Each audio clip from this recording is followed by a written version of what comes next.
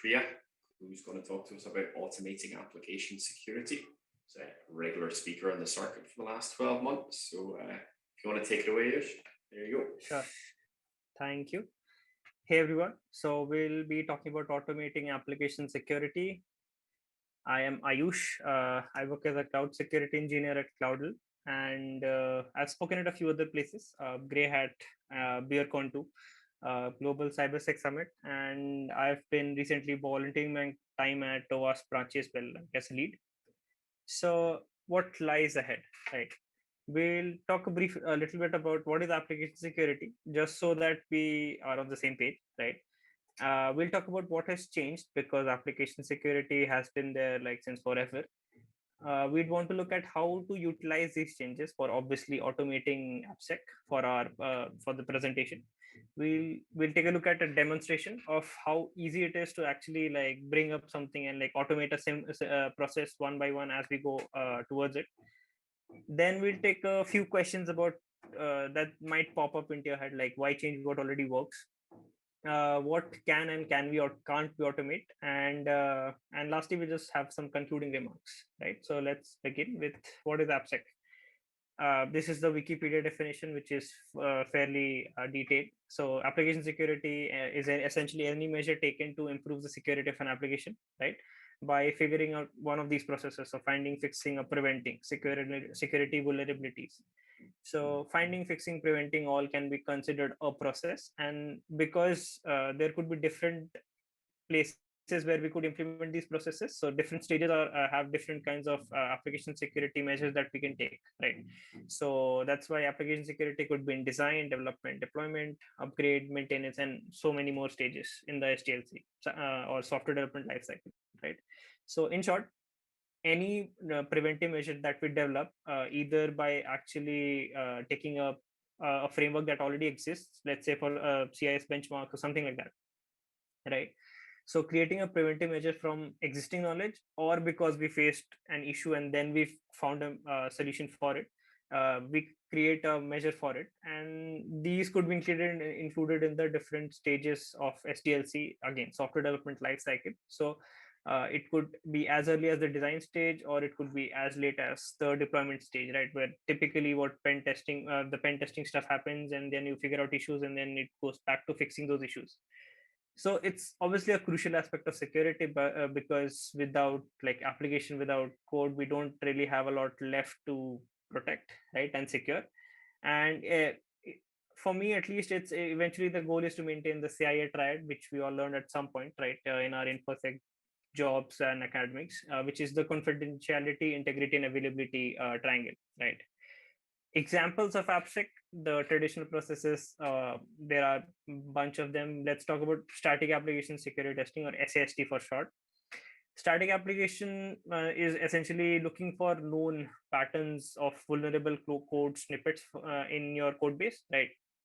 So if you're familiar with Python, there's a function called eval, right? Which if you pass a string which contains Python code, it will execute it for you, right? So having this code could potentially lead to, let's say, for example, RC, right? Because we're giving the end user supposedly or potentially the ability to put a string which contains Python code and hence can be executed, right? So writing a simple script with a regex pattern that contains the keyword eval, the brackets, and a delimiter to just check for anything in between, right, would allow us to check all our files whether they have that keyword or not, and we have a simple SAST scanner at our hands that specifically scans for one particular scenario, so not that useful, but it still, I mean, works, right, for this particular scenario. So that's SAST. Then we have DST, which is dynamic application security testing, and a bunch of other processes. So what has changed? As we said, I mean, application security has been there for a really long time, obviously, virtually as long as there has been applications to protect, right? So what has changed? I mean, since infosec is not a new world, so we have various decades worth of experiences from different researchers, engineers, and security folks consolidated, right? So we now have consolidated these huge databases, NVD and other places, where we have these bugs and issues classified, categorized, and stored, right, for us to consume. what this mass consolidation of these issues allows us to do is to classify these, right, in different forms and different basis for classifications. One, the simplest one could be severity, right? So you could figure out if a bug typically is a high severity or a critical severity bug, or it's a low or an informational security bug, severity bug, right? So we another way to classify things is like class of bugs, which is like classifying them together. So we have self, reflected, and stored excesses. All of these three fall under the category of excesses, right? So that's another form of classification. But just classifying them is, I mean, not the end goal. What classification allows us to do further is create standard processes, right? So let's take the most simple case of a vanilla MySQL injection, right? Where whoever has started out would have added that single quote at the end of a parameter and pressed enter on the address bar, hopefully looking for a SQL error, right? That shows up on the screen instead of like actual content on the page. So that's one of the most vanilla cases. Now, so if we have a classification, which we do for MySQL injections or SQL injections in general, right? So we could create processes around these things that we do, or these steps that we take to test for SQL injections, right? So the simplest one is again the adding the quote at the end. But what the standardization has allowed us to do is to create tools and frameworks that essentially make our jobs easier. So SQL map is the example for if, or the tool that you would use if you are looking for SQL injections, because it does so much of the things that you would have to do manually, and which would only just add to the grunt work, right? Because I mean, it's something that you have to do, but it doesn't really require intellect on a human's end, right? So essentially waste of time for us to do this grunt work, where when we could have spent our time figuring out other security issues that actually required human intellect. We'll talk about that later as well. We have Snick as well, which does this for us. It directly connects with our GitHub repository and makes our life so much easier. And then obviously we now have the advent of DevSecOps. So it's partially the shiny new thing that everyone wants to try, right? But it's not that bad of a thing, right? If people want to give it a try and then they realize the power that it gives them, right? Automating a few processes and then helping or creating documentation for it, let's say for the other teams to use the same thing. And this is like an exponential thing that happens eventually, that if you solve one problem and then you figure out that you're solving a class of problems, and then suddenly all problems are automated, right? I mean, this is the best case scenario. Obviously not everything can be automated 100%, but it does take away a lot of the work that was essentially could be classified as grunt work, right? And we are free to do much more cleverer and cooler things, right? So how do we utilize these changes? So we have figured out there are changes, and we have processes around to do things and all. So this is like, let's say, my checklist for figuring out how do you go about automating a task that you have in mind, right? So first, understand the context of a scenario. When I say context, I say in specifically for security terms, because just having a thing that you consider security issue by the definition might not necessarily be the case when you put in it into context of the company or the business requirements of the company, right? I'm sure all of us must have had seen that security issues being pushed, the fixes for these issues being pushed back because we want a new feature to be released, or the business requires us to do something else for the timing, something like that, right? So the context obviously defines whether this classifies a security issue or not for the particular context we're talking about. Then we create a standard process for it, right? We figure out the steps that we'd ideally need to figure out if this is a security issue or not, right? So let's say again the same SQL injection scenario, we could add a quote at the end of an address bar with the parameter, press enter on the address bar, and then it would work, right? And obviously to test this process whether it works or not, we'll have to do this at least a few times manually. So once we have done that, what we can do is automate. Now this could be using some code, it could be bash scripts, whatever allows us to carry out these steps, right? So if you want to do this exactly, perhaps bringing Selenium and other browser automation things to like do it actually in the browser. And I mean, obviously that's not the best way to do this in this particular case, but that is also a thing that people can look at, right? So we automate it, and then we move on to the next scenario. and I want to stress especially on the fact that we do not want to automate everything at one go because of um, quite a few reasons, but most importantly that it tends to be fragile the first time you do it, right? It would require eventual gain of trust by knowing that your automation can be trusted, right? It's robust enough, and you have cleared or fixed the kinks that typically come in with different kinds of automation that you might have put in place, right? There could be random edge cases, there could be cases that you did not think about, and hence automating everything in at once would probably introduce more problems than it would solve. So it's a better way to go it at a case by case scenario and automate with the things that you think are genuinely just toil, and perhaps the ones that you can automate to the complete like the whole of its extent, right? So let's quickly look at a demonstration about how we can like how easy it is actually to like automate some stuff.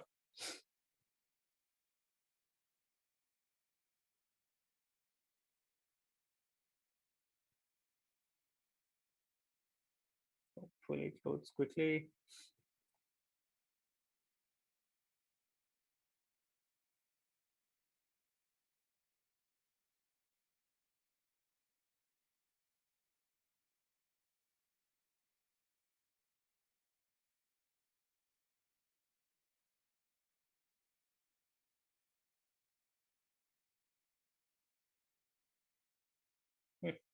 Perhaps we can come back later to it.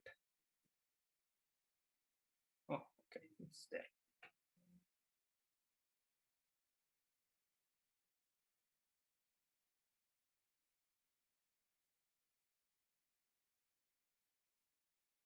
Okay, if I go back, it works. I'm not sure why it doesn't work.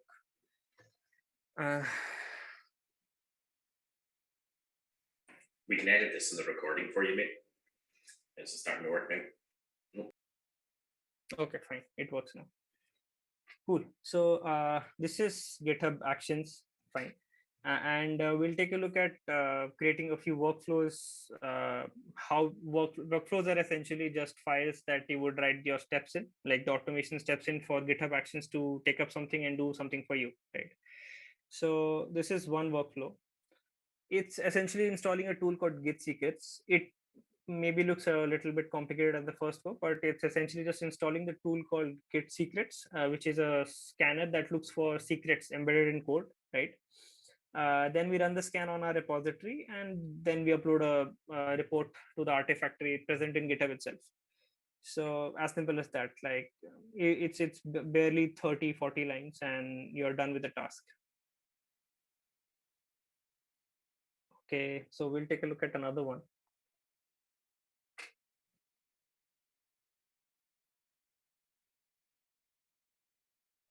Now this one is even simpler to add because you don't even need to write this workflow. It's a pre-built action that you can just like click a few buttons and then it'll get added to your repository, right? But again, if you can see, it does a bunch of things. It scans for stuff in your repository and then uploads the report again back to the artifactory. So we'll just skip ahead.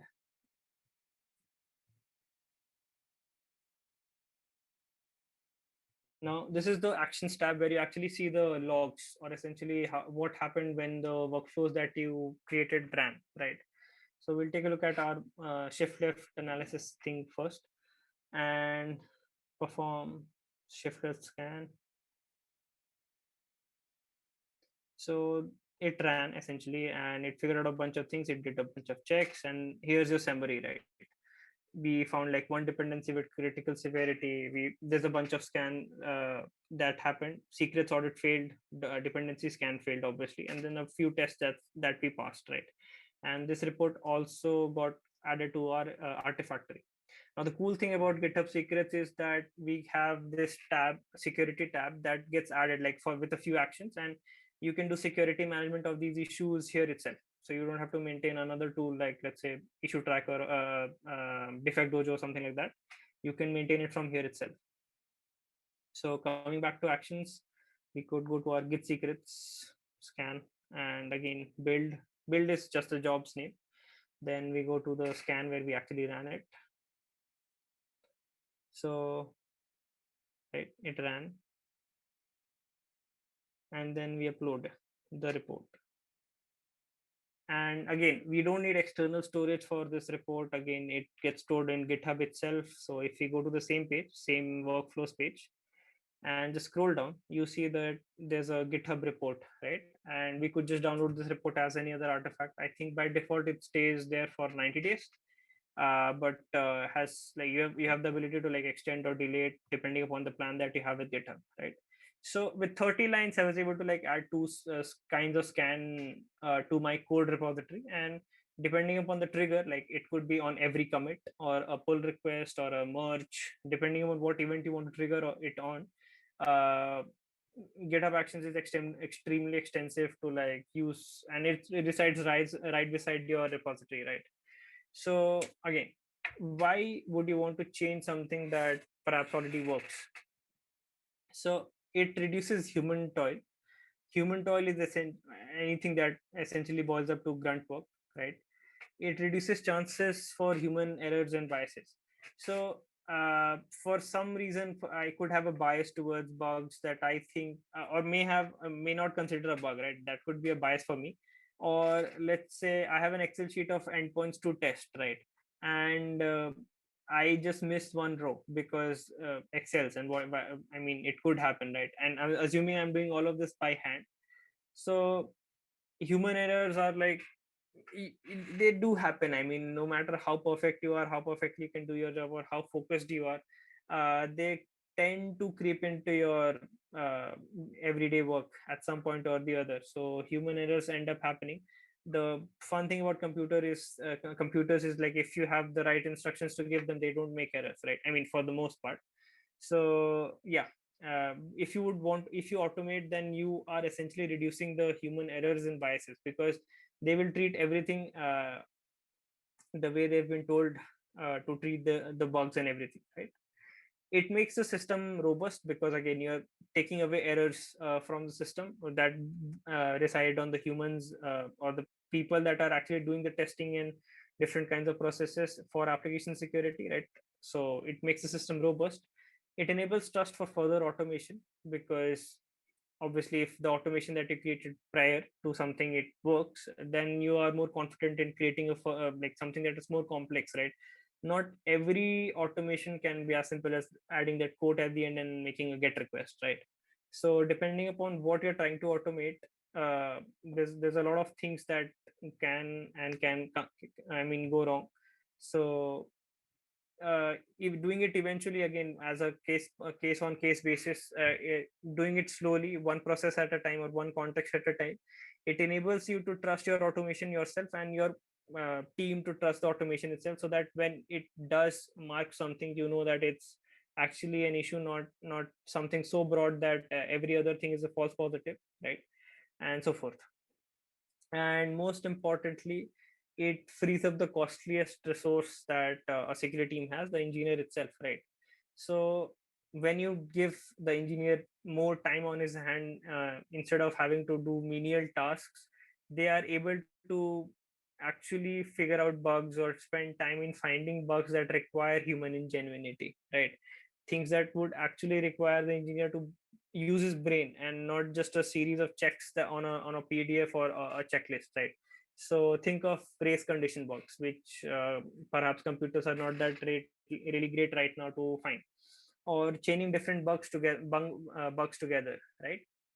So a computer could find, let's say, a file upload bug. It could find that RC exists separately, but it might not be able to figure out what if I could combine the two to create a third bug, or of something even greater, of greater consequences and stuff like that, right? So obviously, freeing up the engineer and giving more time on his hands allows him to find more quality bugs, and essentially improves the security in general, right? Because again, these are the processes that he can now document, and then we could convert them into automation again. So as a chip away thing, like we try to chop down the problem into smaller problems, take away as many things as we can, put it into automation, and then eventually document and continue the process till we, I mean, kind of run out of things. But that doesn't really happen. I mean, not very soon if you start doing it right. So what can I automate, right? Security testing to an extent. Obviously, I'm not saying that we can take away pen testers or we could just automate everything and sit back and relax, but we could do away with a good deal of things, at least the low hanging fruits. We have so many tools, we have so many frameworks, especially if you look at the cloud environment, people already have pre-built solution. Now, if you find some of them costly, you might want to take a look at GitHub. There's a whole bunch of tests, scans, and workflows that are pre-built for you. You don't even have to like write those YAML files, right? You could just click a few buttons and it gets added to your repository. Even the GitHub free tier plan gives you a really decent amount of compute usage time, and you can spend a lot of time like customizing, optimizing stuff, and perhaps just testing for things that you want to do. And you may not want to do testing for every commit that you push. You would want to perhaps do it for every let's say release, or on a release tag for your repository or your application, right? So different kinds of scan all happening at once at parallel saves us all a lot of time, right? Then we have reporting and alerting of issues. So once you do find an issue, you have to report it, right? So just having a simple place, let's say a lambda function in AWS that sends in, I don't know, an email on a critical bug, that, or for example an RC that it finds, to all stakeholders, the dev team, perhaps the security testing team, obviously, and other teams that are relevant to this case. So all of those emails at once also saves us. I mean, eventually you might not think of it right away, but the time that saves gets as a cumulative thing it's a lot actually. So alerting of issues, and not just, I mean, there are complexities here as well, because you would want to figure out what you consider as a critical bug, and are you giving it the right definition, your automation the right definition, to figure out if this is something worthwhile to be alerted right now, and is it not, and it can wait perhaps, and then it could just stay as an issue in your Jira or wherever you want to put your issues, right? So vulnerability management, we just saw that GitHub allows you to have that tab itself, right? So you could have your Git security issues for a repository right in the repository, but having automation makes it more easier to manage, right? So and plus it's more standard and filterable, because you have I mean, a class of things that you have would perhaps have a same tag or same issue, and then you could add meta information based on that. You could filter out stuff.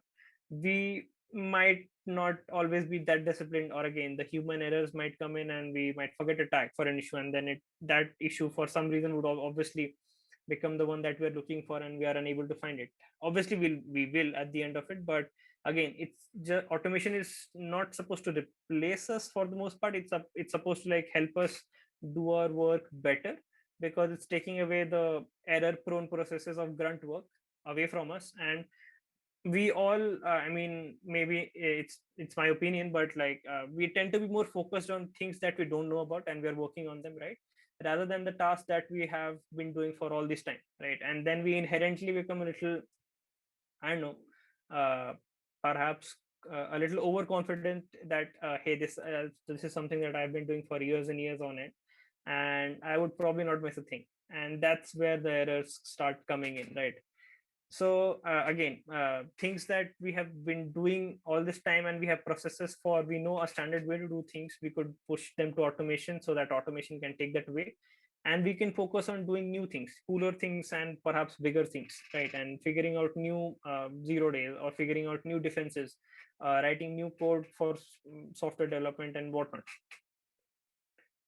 So what can't I automate? Obviously, we know like we can't automate every single thing that we have on our hands.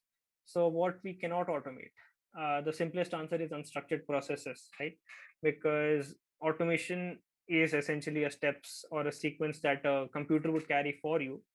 But if you can't define those steps, or if those steps are too dependent on meta information, right? Like if this then do that, if this then do that, and these if and else's become a little too laddersome, or I mean, there are too many of them. It probably creating the automation for them, it's more tedious than actually doing that them by hand, right?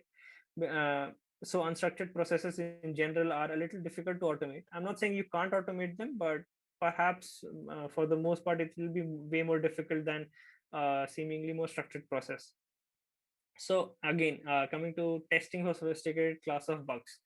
When I say sophisticated, I'm not particularly saying that it's supposed to be this always an RC like code execution, or you taking up an entire server, or you taking down an organization.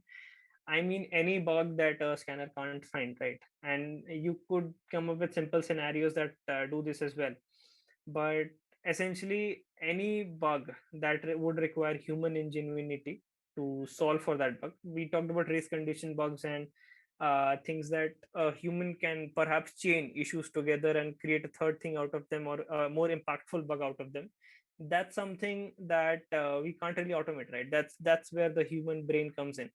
But just think of why even partial automation in this case is helpful, because if I can find those individual issues with a scanner, so the engineer can actually just look at those two bugs and spend less time and just to collate them and create the third bug, right? Instead of having to look those bugs sequentially and then going on to chaining them together to create the third kind. So there's that. Anything that requires manual analysis. So a bunch of the scans that we do obviously will have the false positive thing, and like false negatives also. So this would require manual analysis, right? So for example, there's a process secret scanning where you find secrets in your code, which we just took a look at in the demonstration a little while back. That secret scanner is not again 100% foolproof, right? We could with a whole very high percentage of certainty, like perhaps can figure out AWS access key, because it conforms to a certain pattern. But if you just think of random strings, for example, randomly generated API token, you would want to err on the side of caution and pick up seemingly random things, right? And once you do that, you will actually have to check it manually whether it's actually a secret or not, because I mean it might not be in use also, right? It could be part of an older code that existed. The thing about Git is, because if you have added a secret anytime ever, like you've committed a secret, it'll always be there, even if you like delete it in the later versions of your code, right? So it could, your scanner could be picking up an older secret, and hence not particularly the best of results that you might get. And this is an eventual process, so you would add these false positives perhaps to a list to filter against, and your results get better, but you can't always be certain that these are the only kinds of secret that will show up in your code base, right? And false negatives also. Now this is the more difficult part, because what the scanner did not pick up, you'll have to go through yourself. And for this, you need like contextual knowledge of the code base you're testing, whether this actually has API tokens and none of them showed up. So does the scanner actually pick them up, or is it considering them not relevant, or perhaps it's not matching the signatures of secrets that we've given it, right? A bunch of these things. So these processes that require manual analysis are the ones that end up being the ones that are more tedious towards that towards creating automation, because obviously I mean analysis to an extent is fine, but at the end, if the human has to look at it, then it's not completely automated, even if it's like just before sending the email that you have to send, right? So again, all of these cases, partial automation is still a possibility, and for the most part, you should still look forward to automating these parts of it, right? So scanning for secrets, even though it might require manual analysis at the end, you would a lot of time if you did this manually, and especially if you have to go through the entire Git history, right? Because the secret might have been there at some point. The perhaps the developer freaked out and then deleted that thing and fixed it in a later bug, and on the surface of it, on the latest commit, you might not find it, but obviously you can't really check all the commits from whenever you're setting up the baseline for secret scanning. Same goes for like other things, right? Even a SQL injection at this point could be really sophisticated. We have race condition SQL injections as well, but just knowing that a SQL injection exists can help us speed up the process of this the whole pen testing process, and then we could figure out what I can do with the SQL injection instead of figuring out if the SQL injection exists or not, right? So I mean that's the gist of it approximately. So we'll conclude with a few things that we went through this in this talk. Security aspects dealing with applications, right? So anything that deals with the improving the security of an application is application security. Consolidation and structuring of data, tools and frameworks. So consolidation of all the knowledge that we have gained over the years about application security and different kinds of issues, vulnerabilities, and misconfigurations that we have dealt with, consolidating them, creating structure out of them, classifying them, and creating processes out of them, right, has enabled us to create tools and frameworks to make our lives easier, essentially just to automate processes. We could use tools to take up a bulk of the job, and again, examples being a SQL map, snake, and a bunch of other things we have. Then we talked about how we want to go ahead and create automated processes, right? So we took up a few steps. We would think of a context. We would create a process that we want to like, which according to us would identify the security issue, right? We want to test it a few times manually so that we know that the process actually works and it's not just based on assumptions. And then we can think about automating it, right? The automation could be in a bunch of things, like it at this point it could be Python code or any other code for that matter, actually, and then bash scripts. And if you're a little more into it, it could be Rego policies, and you can test it with OPA or Open Policy Agent, right? And things like that. So several benefits are there. We discussed about them. Robustness is one of them, that your system becomes robust simply because you're reducing errors, right, and biases. So we're taking away the human biases and errors that could be there, and we are simply in creating processes that give the engineer more time, free up more time for the engineer to actually concentrate on his work and do more work that requires human ingenuity, right? And lastly, we talked about automation, what we can automate, and then its limitations, right? About the things that we cannot automate. But even in those circumstances, we figured out that there are cases where we could do partial automation, and by even partial automation could be worthwhile to take a look at, instead of like dropping the idea for automation completely for a process that, let's say, is just unstructured, right? So that was it. Thank you for your time, and I'll take any questions that you guys might have for me. Ayush, thanks very much. I've got a question for you. Do you think there's a risk of people discovering what has been automated to do the security checks and then work their exploits around that? Or do you think there's enough of the human eye been shown over the automations, the results of it, that they'd be able to, that you'd still have that human element to be able to pick on that, saving the time of getting the tests looked at, but a human eye could still pick up actually someone's actually trying to get through our automated checks. Right. So as I told, we can't really like automate the whole pen testing process, right? So Yeah. we can't expect like tools to take away all of our work. And I typically am focusing on, I was wanted to like bringing forth the low hanging fruits, right? The things that we would consider menial, but would still have to do on our part, right? So figuring out an SQL injection, we could do things about it later once we have identified it. But the process of identification is at this point pretty much documented. And again, SQL map is a great tool to like get started with it, right? You just give it an endpoint, it does a bunch of things for you. But even if with automation in place, if bugs do come through, we still have to have a pen test process. But having a report that is pre-created for you, you might save time on not doing, again, like let's say the task of figuring out if an issue exists, and you focus on what you could do with the issues that have already been found, right? And based on the application, you also know what the tool actually does. So as a proper pen tester would also look at the fact that, okay, this is something that the tool would have missed anyways, right? So if the attacker could look at it from that perspective, so can like a pen tester. So that's how it balances out, I guess. No, that's good. No, that's brilliant, man. As I said, the talks are all recorded, and we'll get them out as soon as we can and chat to Ben just while you're speaking, and we'll get something sorted along the way. All right. Yeah. Cool. Well, thanks very much for your time, man, and best of luck with your next talk. Okay. Thank you.